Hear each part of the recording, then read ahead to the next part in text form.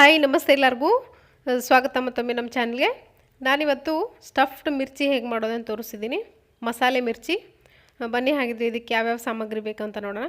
ನಾನಿಲ್ಲಿ ಒಂದು 2 ಕಪ್ನಷ್ಟು ಕಡಲೆ ಹಿಟ್ಟು ತೊಗೊಂಡಿದ್ದೀನಿ. ಕಡಲೆ ಹಿಟ್ಟನ್ನು ಕೇಳಿ ತೊಗೊಳ್ಳಿ, ಮಾರ್ಕೆಟ್ನಲ್ಲಿ ಮಿರ್ಚಿ ಮಾಡ್ಲಿಕ್ಕಂತಲೇ ಕಡಲೆ ಹಿಟ್ಟು ಸಿಗುತ್ತೆ. ಅದನ್ನು ಬೇಕಿದ್ರೂ ನೀವು ಬಳಸ್ಬೋದು, ಇಲ್ಲ ನಿಮ್ಮ ಮನೇಲಿ ಯಾವ್ದು ಸಿಗುತ್ತೋ ಅದನ್ನೇ ಬಳಸ್ಬೋದು. ಒಂದು 2 ಕಪ್ನಷ್ಟು ಇಟ್ಕೊಂಡಿದ್ದೀನಿ. ಹಾಗೆ ಇಲ್ಲಿ ಮಿರ್ಚಿ ಮೆಣಸಿನ್ಕಾಯಿ ತೊಗೊಂಡಿದ್ದೀನಿ, ಖಾರ ಇಲ್ಲದೆ ಇರೋದು. ಈ ಥರ ದಪ್ಪದಾಗಿರುತ್ತೆ ಮೆಣಸಿನ್ಕಾಯಿ, ಆ ಥರ ನೋಡಿ ತಗೊಳ್ಳಿ. ಇದನ್ನು ಚೆನ್ನಾಗಿ ಸೀಳಿಟ್ಕೊಂಡಿದ್ದೀನಿ. ಹಾಗೆ ಇಲ್ಲಿ ಜೀರಿಗೆ 1 ಟೀ ಸ್ಪೂನ್, ಹಾಗೆ ಅಜ್ವಾಯಿನ್ ತೊಗೊಂಡಿದ್ದೀನಿ ಅರ್ಧ ಟೀ ಸ್ಪೂನಷ್ಟು, ಉಪ್ಪು ರುಚಿಗೆ ತಕ್ಕಷ್ಟು. ಇಲ್ಲಿ ಸ್ಟಫಿಂಗ್ ಮಾಡೋಕ್ಕೆ ನಾನು ಒಂದು ಅರ್ಧ ಟೀ ಸ್ಪೂನಷ್ಟು ಉಪ್ಪು, ಗರಂ ಮಸಾಲ ಒಂದು ಅರ್ಧ ಟೀ ಸ್ಪೂನಷ್ಟು, ಅರ್ಧ ಟೀ ಸ್ಪೂನ್ ಜೀರಿಗೆ ತೊಗೊಂಡಿದ್ದೀನಿ. ಇದನ್ನು ಚೆನ್ನಾಗಿ ಮಿಕ್ಸ್ ಮಾಡಿ ಮೆಣಸಿನ್ಕಾಯಿ ಸೀಳಿ ಏನು ಇಟ್ಕೊಂಡಿದ್ದೀವಿ ಇದರೊಳಗೆ ತುಂಬಬೇಕು. ಹಾಗೆ ಇಲ್ಲಿ ನಿಮಗೆ ಖಾರ ಜಾಸ್ತಿ ಇಷ್ಟ ಇದ್ದರೆ ಅರ್ಧ ಟೀ ಸ್ಪೂನಷ್ಟು ಅಚ್ಕಾರದ ಪುಡಿ ಕೂಡ ಹಾಕ್ಕೊಳ್ಬೋದು ಹಿಟ್ಟಿಗೆ. ಹಾಗೆ ಇಲ್ಲಿ ಸೋಡಾ, ಬೇಕಿಂಗ್ ಸೋಡಾ ಇದು ಅರ್ಧ ಟೀ ಸ್ಪೂನ್ ಬೇಕಾಗುತ್ತೆ. ಸೊ ಇವಾಗ ಹಿಟ್ಟನ್ನು ಚೆನ್ನಾಗಿ ಕಲಿಸ್ಕೊಳ್ಳೋಣ. ಹಿಟ್ಟನ್ನು ನಾನಿಲ್ಲಿ ಮೊದಲೇ ಜರಡಿ ಹಿಡಿದು ಇಟ್ಕೊಂಡಿದ್ದೀನಿ. ಇದಕ್ಕೆ ಉಪ್ಪು ಹಾಕ್ಕೊಳ್ತಿದ್ದೀನಿ, ಹಾಗೆ ಜೀರಿಗೆ ಮತ್ತು ಅಜ್ವಾಯಿನ್ ಕೂಡ ಹಾಕ್ಕೊಳ್ತಿದ್ದೀನಿ. ನಾನಿಲ್ಲಿ ಅರ್ಧ ಟೀ ಸ್ಪೂನಷ್ಟು ಅಚ್ಕಾರದ ಪುಡಿ ಕೂಡ ಹಾಕ್ಕೊಳ್ತಿದ್ದೀನಿ, ಹಾಗೆ ಬೇಕಿಂಗ್ ಸೋಡಾ ಹಾಕ್ಕೊಳ್ತಿದ್ದೀನಿ. ಇದನ್ನು ಚೆನ್ನಾಗಿ ಕಲಿಸ್ಕೊಳ್ಳಿ ಮೊದಲಿಗೆ. ಇದಾದಮೇಲೆ ಇದಕ್ಕೆ ಒಂದು ತಿಕ್ ಕನ್ಸಿಸ್ಟೆನ್ಸಿ ಬರೋವರೆಗೂ ನೀರು ಹಾಕ್ಕೊಂಡು ಚೆನ್ನಾಗಿ ಕಲಿಸ್ಕೊಳ್ಬೇಕಾಗತ್ತೆ. ತುಂಬ ಚೆನ್ನಾಗಿರುತ್ತೆ.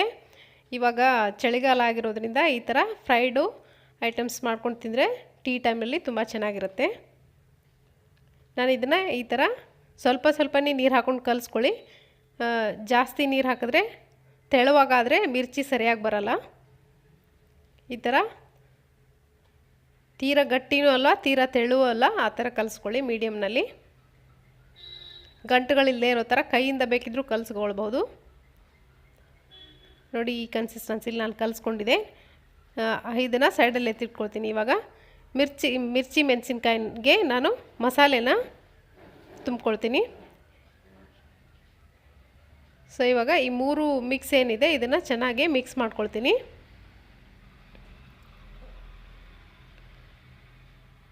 ಮಿಕ್ಸ್ ಮಾಡ್ಕೊಂಡಾದಮೇಲೆ ಈ ಮಿರ್ಚಿ ಮೆಣಸಿನ್ಕಾಯಿ ಏನು ಸೀಳಿ ಇಟ್ಕೊಂಡಿದ್ದೀನಿ ಇದ್ರ ನಡುವೆ ಸ್ವಲ್ಪ ಸ್ವಲ್ಪನೇ ನೀವು ಈಗ ಈ ಥರ ಹಾಕ್ಕೊಂಡು ಸ್ಪ್ರೆಡ್ ಮಾಡ್ಕೊಳ್ಳಿ.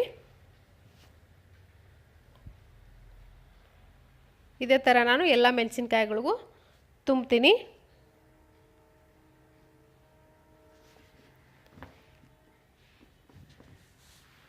ಸೊ ಇವಾಗ ಎಣ್ಣೆ ಕೂಡ ಕಾಯ್ದಿದೆ. ಇವಾಗ ಒಂದೊಂದಾಗಿ ಮಿರ್ಚಿನ ಎಣ್ಣೆಯಲ್ಲಿ ಹಾಕ್ಕೊಳ್ಳೋಣ. ನೋಡಿ ಇಲ್ಲಿ ಸ್ಟಫ್ ಮಾಡಿ ಇಟ್ಕೊಂಡಿರೋ ಮೆಣಸಿನ್ಕಾಯಿ ಏನಿದೆ ಇದನ್ನು ನಾನು ಈ ಹಿಟ್ಟಲ್ಲಿ ಈ ಥರ ಅದ್ದಿ, ನೋಡಿ ಇಲ್ಲಿ ಈ ಥರ ಅದು ಮೆಣಸಿನ್ಕಾಯಿ ಎಷ್ಟು ಹಿಟ್ಟು ಹಿಡಿಯುತ್ತೋ ಅಷ್ಟು ಮಾತ್ರ ಬಳಸಿ.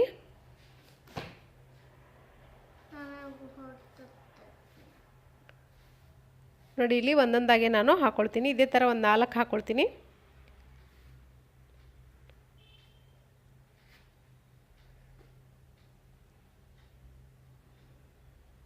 ಒಂದು ಕಡೆ ಮೆಣಸಿನ್ಕಾಯಿ ಕಾಣಬೇಕು ಆ ಥರ ಹಾಕ್ಕೊಳ್ಳಿ. ಸ್ವಲ್ಪ ಸವರ್ ಬಿಟ್ಟು ಹಾಕ್ಕೊಳ್ಳಿ.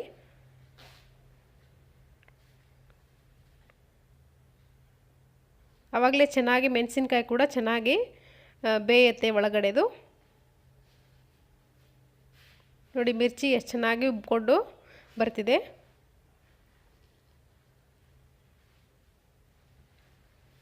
ಇದು ಹುಬ್ಳಿ ಧಾರವಾಡ ಸ್ಟೈಲ್ನಲ್ಲಿ ಇದೇ ಥರ ಮಾಡೋದು ಮಿರ್ಚಿನ. ಸೊ ಇದನ್ನು ನೀವು ಕೂಡ ಖಂಡಿತ ಮನೆಯಲ್ಲಿ ಒಂದ್ಸರಿ ಮಾಡ್ಕೊಳ್ಳಿ, ತುಂಬ ಚೆನ್ನಾಗಿರುತ್ತೆ. ಇದನ್ನು ಸ್ವಲ್ಪ ಗೋಲ್ಡನ್ ಬ್ರೌನ್ ಆಗೋವರೆಗೂ ಚೆನ್ನಾಗಿ ಫ್ರೈ ಮಾಡ್ಕೊಂಡು ಆದಮೇಲೆ ಇದನ್ನು ಸರ್ವ್ ಮಾಡ್ಬೋದು. ನೋಡಿ ನಾನಿಲ್ಲಿ ಇದನ್ನು ತೆಗಿತಿದ್ದೀನಿ. ಇಷ್ಟು ಸಾಕು, ಚೆನ್ನಾಗಿ ಬೆಂದಿದೆ. ಇದನ್ನು ಈವ್ನಿಂಗ್ ಟೀ ಟೈಮ್ ಅಥವಾ ಮಾರ್ನಿಂಗ್ ಬ್ರೇಕ್ಫಾಸ್ಟ್ಗೂ ಕೂಡ ನೀವು ಮಾಡ್ಕೊಳ್ಬೋದು. ಸೊ ಇಷ್ಟೇ ಇವತ್ತಿನ ರೆಸಿಪಿ. ಈ ರೆಸಿಪಿ ನಿಮಗೆ ಇಷ್ಟ ಆಗಿದ್ದರೆ ದಯವಿಟ್ಟು ಲೈಕ್ ಮಾಡಿ, ಶೇರ್ ಮಾಡಿ, ಹಾಗೆ ನನ್ನ ಚಾನಲ್ಗೆ ದಯವಿಟ್ಟು ಸಬ್ಸ್ಕ್ರೈಬ್ ಆಗೋದನ್ನು ಮರಿಬೇಡಿ. Thank you.